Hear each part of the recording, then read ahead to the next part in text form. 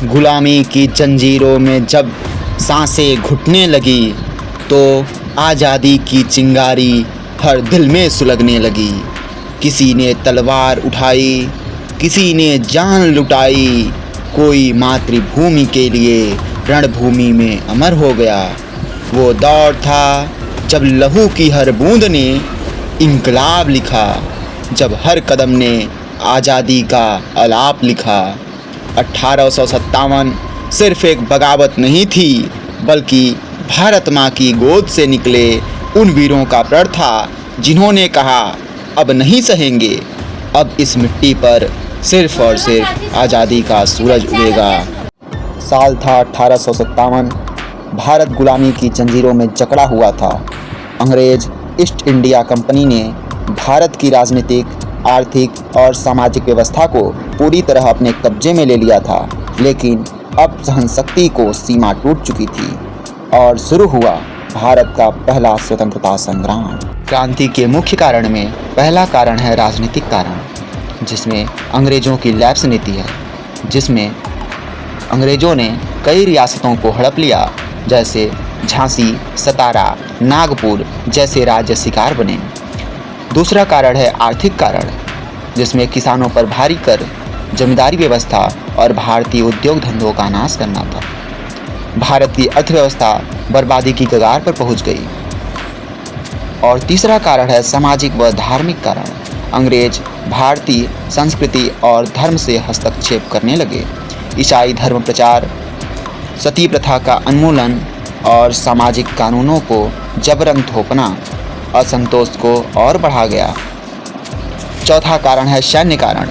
भारतीय सिपाहियों के साथ भेदभाव और कम वेतन।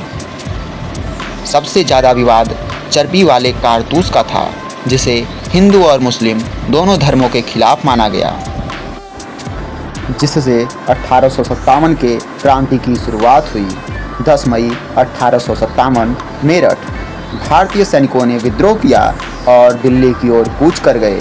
दिल्ली पहुंचकर उन्होंने बहादुर शाह जफर को भारत का सम्राट घोषित कर दिया, जिसके प्रमुख नेता और क्षेत्र झांसी से प्रमुख नेता रानी लक्ष्मीबाई हुई, कानपुर से प्रमुख नेता नाना साहेब और तात्या टोपे हुए, लखनऊ से प्रमुख नेता बेगम हजरत महल बनी और बिहार से प्रमुख नेता कुंवर सिंह बने और दिल्ली से प्रमुख नेता बहादुर शाह जफर को बनाया गया। इन सब ने मिलकर अंग्रेजों के खिलाफ मोर्चा संभाला, लेकिन 1857 के असफलता के कारण भी रहे।